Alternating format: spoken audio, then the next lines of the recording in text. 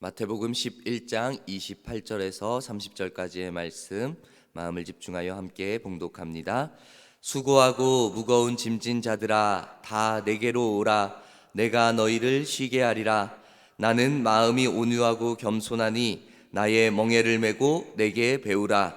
그리하면 너희 마음이 쉼을 얻으리니 이는 내 멍에는 쉽고 내 짐은 가벼움이라 하시니라. 아멘. 누구에게나 쉬는 것은, 쉼이라는 것은 정말 중요합니다.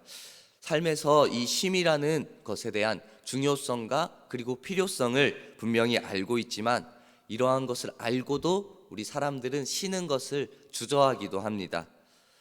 어떤 이들은 그럽니다. 나는 지금 쉬지 않아도 괜찮아. 나는 건강해 라고 말하기도 합니다.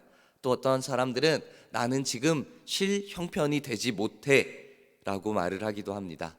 여러 가지의 이유로 쉬지 못하고 달려가는 것입니다.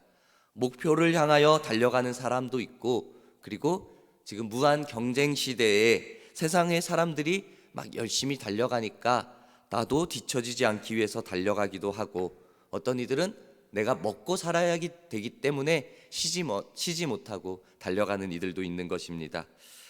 특별히 상처를 입은 사람들, 몸에 아픔이 있는 사람들은 쉼이라는 것이 정말 중요하고 필요합니다. 상처가 낫기 위하여서는 먼저 치료를 받아야 되고, 그리고 정도에 따라서 모든 것, 내가 하던 모든 것들을 중지하고 그 치료에, 회복에 집중을 하여야 하는 것입니다.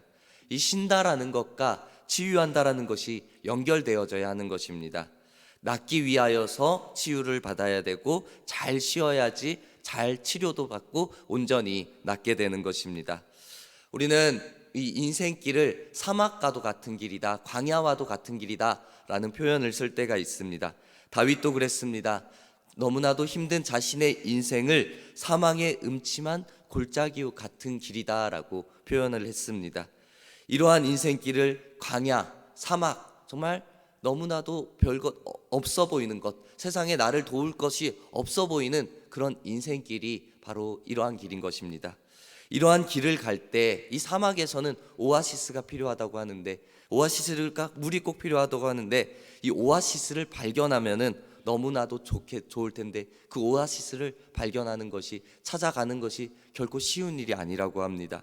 오아시스가 발견되지 않을 수도 있고, 발견되어졌는데 그까지 가는데도 힘들어서 지쳐서 쓰러지는 경우도 있는 것입니다.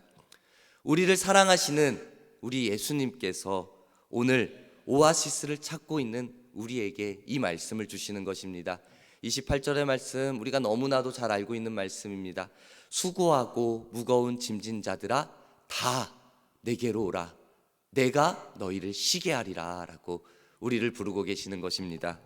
예수님께서 수고하고 무거운 짐진 자들, 많은 일들로 인하여서 피곤하여 지쳐있는 자들을 부르시는 것입니다. 우리가 이러한 상태에 있지는 않습니까?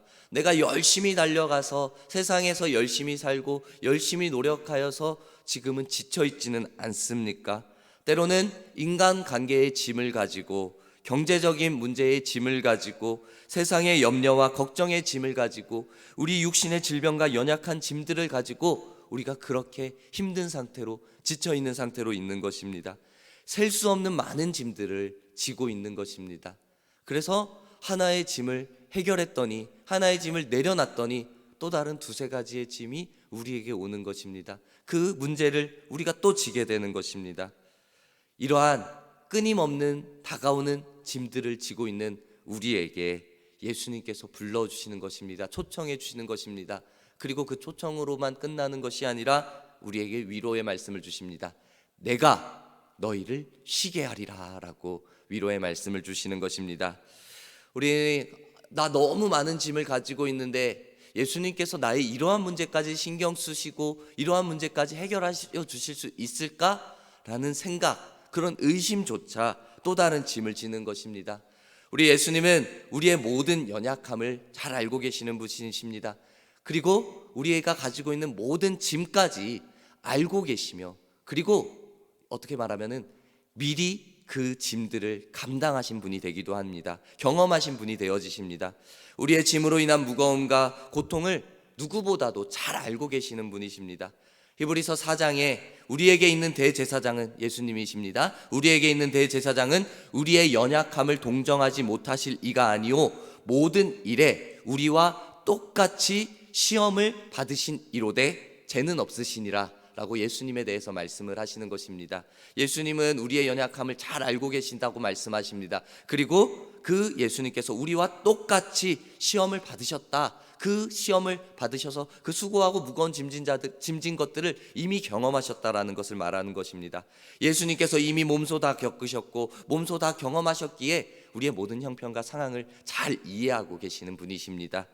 우리들의 영적인 모든 문제, 정신적인 모든 문제, 육체적인 모든 문제를 해결하기 위하여서 미리 이러한 고통을 다 경험하신 그 예수님께서 지금 우리를 부르고 계시는 것입니다. 우리는 이 부르심 앞에 그대로 응답하기만 하면 되는 것입니다. 어떠한 조건도 어떠한 자격도 필요하지 않습니다. 우리 예수님이 하나님의 아들이 되어주시는데 예수님께서 우리의 모든 수고와 문제를 알고 계시며 경험하여 주셨고 벗겨주실 수 있는 분이 되시는데 우리는 그것을 믿고 예수님 앞에 그저 나아가기만 하면 되는 것입니다. 우리에게 어떠한 자격이 없다 할지라도 우리가 아직 죄인의 모습으로 남아있다 할지라도 우리가 하나님 앞에 추한 죄의 모습이 아직까지 남아있다 할지라도 예수님의 부르심 수고하고 무거운 짐진 자들아 다 내게로 오라 라고 불러오신 예수님 앞에 그저 믿음으로 나아가기만 하면 되는 것입니다. 때로는 이것저것 따지기도 합니다.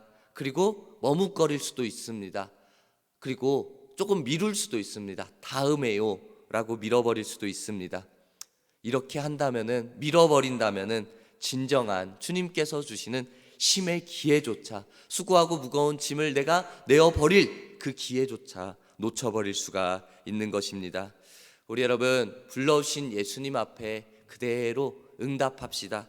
주님의 초청에 응답하고 주님께로만 나아가기만 한다면은 우리 예수님께서 우리를 쉼의 자리 가운데로 허락하시고 쉼을 허락해 주시는 것입니다. 내가 너희를 쉬게 하리라. 여기서 쉬게 하신다라는 것이 그냥 단순한 위로의 말이 아닙니다. 야, 너 지금까지 힘들었지? 이제 내 옆에서 그냥 좀 쉬어. 아무것도 안 해도 돼. 쉬어. 라고 말하는 의미를 뛰어넘습니다. 이것은 주님께서 내가 가지고 있는 죄로 인하여서 그리고 살아가면서 겪고 있는 고통과 어려움과 염려, 불안, 근심 이러한 것에서 해방시켜 주겠다라는 의미가 되어지는 것입니다. 베드로전서 5장에 다시 말합니다. 모든 염려를 다 주께 맡기라.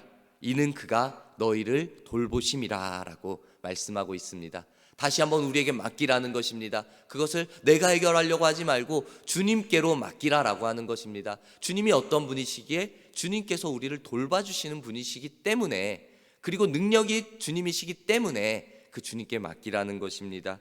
주님께서 쉬게 하신다라는 이 말씀이 주님께서 진정한 평안과 진정한 안식을 우리에게 허락하신다라는 뜻입니다. 주님께서는 세상에서는 일시적이고 그냥 잠깐이고 한계를 가지고 있는 그러한 쉼을 우리에게 줄 수밖에 없습니다. 그러한 평안은 근본적으로 우리의 무거운 짐을 다 해결해 줄 수가 없습니다.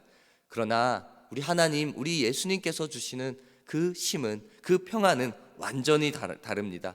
모든 무거운 짐과 모든 수고를 벗겨낼 수 있는 그러한 진정한 평안을 우리 예수님께서 주시는 것입니다. 또 주님께서 쉬게 하신다라는 이 말씀, 주님께서 치유와 회복을 우리에게 주신다라는 말씀이십니다. 아파서 혹은 다쳐서 병원에 입원하게 되면은 그 말 그대로 병원의 지시를 따라야만 하는 것입니다. 병원에서 그냥 단순히 쉬라고만 하는 것이 아니라 때에 따라서 주사를 맞기도 할 것이고 약을 먹기도 할 것이고 그리고 재활의 치료도 해야 되는 것입니다. 이것이 치료입니다.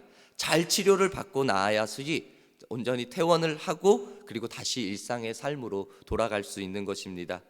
우리가 수고하고 무거운 짐을 지고 주님께로 나아간다면은 주님이 우리를 단순하게 쉬게 하시는 것뿐만 아니라 우리를 치유하시고 우리를 회복의 자리로 불러주시는 것입니다. 하나님은 치료하시는 하나님이십니다. 주님은 이 땅 가운데에서도 계실 때 모든 질병의 문제를 해결하시며 그 질병을 가지고 있는 자를 고쳐주신 것입니다. 우리 그 주님께서, 우리 예수님께서, 치료의 예수님께서 우리에게 말씀하시고 우리의 문제를 아시고 이제 치료를 허락해 주시는 것입니다. 그것도 온전하게 치유하시고 그리고 이후로 회복까지 허락해 주실 것입니다. 우리 예수님께서 우리의 상황과 형편을 알고 계십니다. 그 아픔과 고통도 알고 계십니다. 그러면서 우리의 이해하시면서 예수님의 성품을 오늘 29절의 말씀에 이렇게 표현합니다. 나는 마음이 온유하고 겸손하니. 그리고 이제 우리에게 방법을 가르치십니다. 나의 멍에를 메고 내게 배우라. 그러면 너희 마음이 쉼을 얻으리니. 예수님이 나오고 예수님의 방법이 나오고 그리고 예수님이 행하실 일이 나오는 것입니다. 예수님 마음이 온유하고 겸손하니. 그리고 우리가 해야 할 것, 나의 멍에를 메고 내게 배우는 일, 그리고 그 결과로 너희 마음이 쉼을 얻게 될 것이다. 온유한 마음이라는 것은 부드럽고 따뜻한 마음인데 예수님의 온유의 마음은 이 정도를 넘어섭니다. 원수까지 용납하는 관용의 마음입니다. 우리가 이 예수님의 온유한 마음을 배우게 된다면은 지금까지 우리를 수고하게 하고 우리의 마음에 무거운 짐을 지게 했던 것들, 고통을 주었던 것들이 더 이상 우리의 마음 속에 남아있지 않게 됩니다. 마치 깜깜한 어둠 속에 있을 때 우리가 형광등 하나만 켜도 빛이 비춰지면서 그 어둠이 완전히 물러나는 것처럼 우리가 예수님의 온유한 마음이 배워서 우리의 마음 가운데 온유의 마음이 있다면은 더 이상 수고하고 무거운 짐진자들이 내 안에 남아있지 않고 하나씩 하나씩 떠나가게 된다라는 것입니다. 정신적인 아픔도 떠나가게 되는 것입니다. 영혼의 아픔 또한 사라지게 되는 것입니다. 사단 마귀는 계속해서 우리의 마음을 비집고 들어와서 우리의 영혼을 상하게 만들지만 그 상하게 만드는 마음까지도 우리 예수님의 온유의 마음으로 떠나가게 만드는 것입니다. 이제 우리는 예수님의 멍에를 메고 예수님께 배워야 하는 것입니다. 30절에 예수님의 멍에는 쉽고 가볍다라고 했는데 우리가 예수님의 길을 걸어간다라는 것은 결코 쉬운 길은 아닙니다. 우리는 이 예수님의 멍에가 쉽고 가볍다라는 것을 잘 이해해야 합니다. 예수님께서 주시는 명예는 예수님의 뜻에 순종하는 것, 복종하는 것을 의미합니다. 그것은 우리를 하나님께로 이끌어서 이제 죄의 온전한 용서의 자리로 이끄는 것입니다. 우리의 죄의 문제를, 우리의 무거운 짐들을 벗겨주는 것입니다. 그리고 우리에게 참된 자유를 허락해 주시는 것입니다. 거기에 영생의 약속이 있는 것이고 천국의 보증이 있는 것이고 그리고 우리가 스스로 행할 수 있는 자원하는 사랑의 순종의 모습이 있는 것입니다. 우리가 사랑의 순종의 모습으로 스스로 할 수 있는 것이기에 이 예수님의 멍에가 쉽고 가벼운 것이 되어지는 것입니다. 또한 예수님께서는 우리에게 감당치 못할 시험을 주지 않는다 말씀하셨습니다. 사람들에게 각자에게 딱 맞고 쉬운 멍에를 질 수 있도록 그 힘 또한 주시는 분이십니다. 그러므로 우리가 주님의 온유한 마음으로 이제 배워서 우리의 마음 가운데 무장하기만 한다면은 우리가 담대함을 얻게 될 것이고 예수님의 멍에를 능히 감당할 수 있는 것입니다. 우리들의 짐들이 가벼워지고 우리들의 수고가 주님 앞에서 벗겨지는 역사를 이제 우리가 누리며 살아가야 하는 것입니다. 우리는 복잡하고 어려운 이 시대를 살아가고 있습니다. 우리에게는 이러한 시대 가운데 주님 앞에 나와서 쉬는 쉼이 분명히 필요합니다. 단순히 세상적으로 내가 하던 일을 멈추고 가만히 있는 정도의 쉼이 아니라 무엇보다도 필요한 것은 우리 주님께서 주시는 진정한 평안과 기쁨과 안식을 누리는 것입니다. 주님이 주시는 쉼은 우리에게 치유와 회복까지 허락해 주실 것입니다. 우리 모두가 주님의 온유함과 온유의 마음을 배워서 그것으로 옷 입고 진정한 쉼과 치유와 회복을 누리시기를 주님의 이름으로 축복합니다. 아멘.